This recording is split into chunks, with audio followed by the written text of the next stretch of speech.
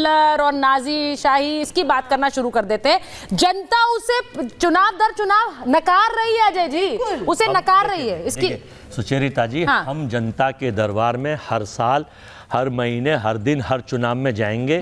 हमें जनता स्वीकार करे नकारे, हम अपना कर्म करते रहेंगे। गीता में कहा गया है कर्म महान है, कर्म करते करिए, फल देने का काम भगवान श्री कृष्ण का है, भगवान राम का। ठीक है।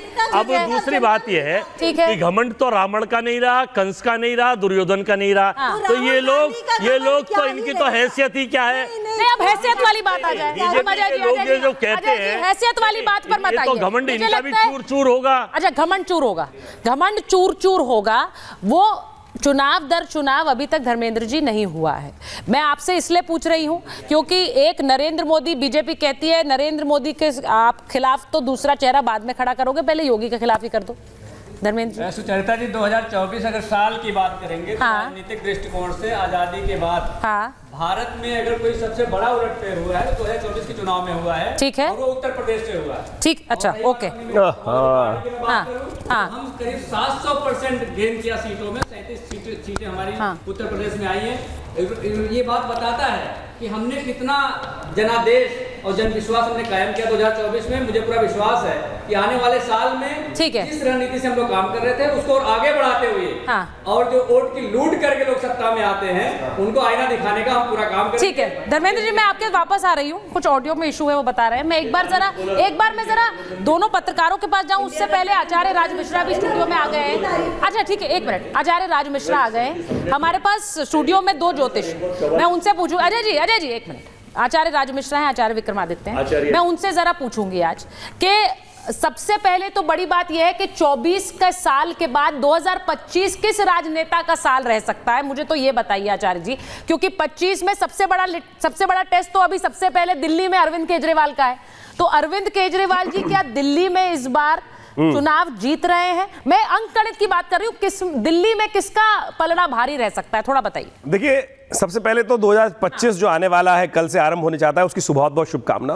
लेकिन बड़ी विचित्र स्थिति है कि 2025 इस बार निकृष्टतम राजनीतिक जो लेवल पे जाने वाला है, क्योंकि मंगल की युति है, मंगल का ही नंबर है 8-9 नंबर है, और उसके साथ साथ मंगल ऐसी स्थिति में रहने वाला है कि और शुक्र शनि का जो योग बन रहा है, ये राजनीति का निकृष्टतम जो तरीका होगा ना पूरे विश्व में, आपको उसको देखने को मिलेगा। इस बार उठा पटक का योग रहेगा, कहीं शांति वाला वातावरण रहने वाला नहीं। जहां तक केजरीवाल साहब की बात मुझसे पूछी है, केजरीवाल साहब का जो मेरे पास जन्मपत्री है उसके दृष्टिकोण से मुझे दिखाई देता है अच्छा, बहुत बढ़िया आगे बढ़ने का योग बनता दिखाई दे रहा है, और वो हर एक का नाक में दम करने वाले हैं, हर एक का नाम कदम करने वाले हैं। यहाँ जो खड़े हैं जितने भी पार्टी के नुमाइंदे हैं, उन सब के साथ वो अपनी अलग ढपली चलाने वाले हैं, और वो ढपली चलने भी वाली है, मुझे साफ साफ तौर पे दिखाई देता है। लेकिन पूरे विश्व के हिसाब से राजनीतिक दृष्टिकोण का इतना भयावह स्वरूप, इतना गंदा स्वरूप लोगों ने नहीं देखा होगा, जो 2025 में लोगों को देखना पड़ेगा। हर तरफ से शय मात पत्ते, शुक्र और शनि की युति कई बार रहने वाली है, मंगल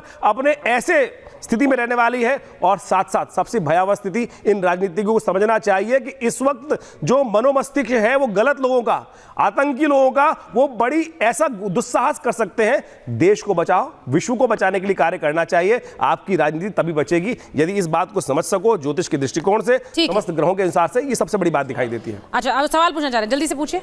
आचार्य जी, क्या 2025 में वर्ल्ड वार 3 होगा या नहीं होगा? आपकी ज्योतिष क्या कह रही है? अच्छा, कोई वर्ल्ड वार नहीं हो रहा अभी तो जो चल रहा है उठापटक के योग है, युद्ध चल ही रहा है, भयावह स्थिति में चल रहा है। चिंता मत करो, आपको उस राजनीतिक जंग के बारे में इंटरेस्ट नहीं है जो देश में चल रही है, लेकिन वर्ल्ड वॉर पहले आप पूछ रहे हैं। इकोनॉमी देश के मूवमेंट को देखिए, लड़ाई कई कंट्रियों में चल रही है ना। आज भी अजरबैजान से आप चाहते हैं कि देश में लड़ाई हो जाए? आप क्यों लड़ाई की तरफ जा रहे हो? आपका ज्योतिष, आप अपनी गणनाओं को देखो ना। आप लड़ाके ज्योतिष में बात करो, यही है, आप उसमें बात नहीं कर लेंगे ना। ठीक है, अब मैं एक बार आचार्य जी आपसे पूछ रही हूँ, मतलब आप कह रहे हैं, अरे अजय जी प्लीज, ये ज्योतिष में आप राजनेताओं पे बोलिए ना, आप अपने राजनीतिक दलों पर बोलिए, वो उनका डिपार्टमेंट है, उन्हें हैंडल करने दीजिए। आचार्य राज मिश्रा, मैं आपसे पूछ लेती हूँ, क्योंकि यहाँ पर प्रधानमंत्री नरेंद्र मोदी 24 में हमने देखा पहले प्राण प्रतिष्ठा, उसके बाद 24 में जो लोकसभा चुनाव हुए वो ऐसी जीत के साथ आए जिस पर कुछ लोगों ने सवाल उठाए, लेकिन उसके बाद अब जब महाराष्ट्र हुआ, हरियाणा हुआ, तो एक तरह से वही लोग जो सवाल उठाते थे वो चुप हो गए। अब मुझे बताइए 25 में क्या है? मैं दो चीजें, अगर आप प्रधानमंत्री जी के बारे में पूछ रही तो एक बात स्पष्ट कर देता हूं, 2025 वाकई में आदरणीय प्राइम मिनिस्टर नरेंद्र मोदी का वर्ष है, मैं क्लियर कह रहा हूं। और अगर किसी को एस्ट्रोलॉजिकली कोई शंका हो तो कृपया पूछ लीजिएगा, मैं उसका पूरे प्रमाण के साथ उत्तर देने को तैयार हूं, पूरा प्रमाण करके दूंगा। मैं क्यों कह रहा हूं 2000 मैं कब दूंगा यार, काहे बीच में इतना ज्यादा हड़बड़ा जाते हो? सुन लीजिए, मैं सबके बारे में बता दूंगा, काहे चिंता करो। आप पूछोगे आपके बारे में बता दूंगा, अगर आप पूछोगे आपके बारे में बता दूंगा, मतलब बीच में ही शुरू हो जाओ, बीच में ही शुरू हो जाओ, घर की लड़ाई। चलिए अब बात कर लेते हैं, मैं क्यों कह रहा हूं 2025 नरेंद्र मोदी जी का है। नरेंद्र मोदी जी का वृश्चिक लग्न और वृश्चिक राशि के अंतर्गत जन्म हुआ है, ठीक है। और उसके साथ वृश्चिक लग्न जो है वो 8 नंबर की लग्न है। इस वर्ष का जो मूलांक बन रहा है वो 8 बन रहा है। और एक बात ध्यान रखिएगा, मूलांक 8 किसका है? क्षमा चाहूंगा, मूलांक 9 बन रहा है। मूलांक 9 किसका है? मंगल का अंक है मूलांक 9, आपका भी है। चलिए, बहुत शुभकामनाएं।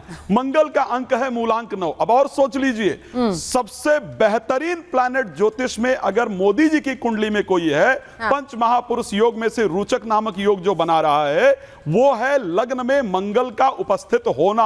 और इस टाइम उनकी मंगल की महादशा चल रही है। हां, 2024 में शनि की अंतरदशा होने के कारण, मंगल शनि का कॉम्बिनेशन बेहतर ना होने के कारण अकॉर्डिंग टू एक्सपेक्टेशन रिजल्ट शायद नहीं प्राप्त हुआ। बड़ा क्लियर कह रहा हूं। लेकिन 2025 में बुध उनका अंतरदशा में आएगा, जो कि कुंडली के 10th हाउस में बैठा हुआ है। मैं क्लियर कह रहा हूं, मैं किसी राजनीतिक दल का नहीं हूं।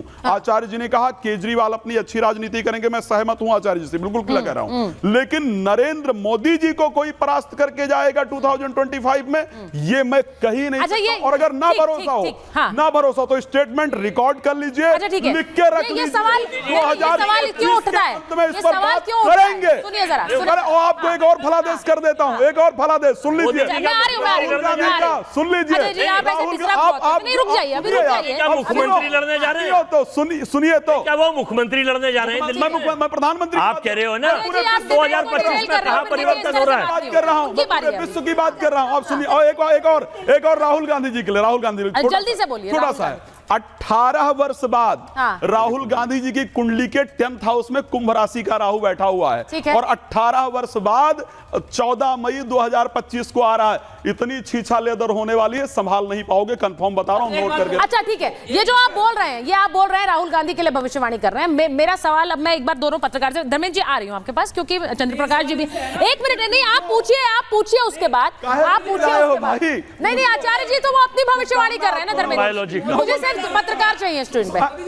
आचार्य जी आप क्या पैदा हुए थे, अवतरित हुए थे? ठीक है आचार्य जी, कहते हैं मैं शायद नॉन बायोलॉजिकल, मैं प्रेम जी और मैं नॉन बायोलॉजिकल। अजय जी अगर आप नहीं सुनेंगे मुझे माइक नहीं, मैं तो उन्हीं की वीडियो सुना रहा हूँ, सच में करना पड़ जाएगा। मैं 25 की बात कर रही हूँ, बड़ा खुशी का समय है, हम नए साल में कर रहे हैं। आप बोले नहीं, बताऊंगा आपके अंदर का नेता बाद नहीं, आपके अंदर का नेता बाद में जागता, पहले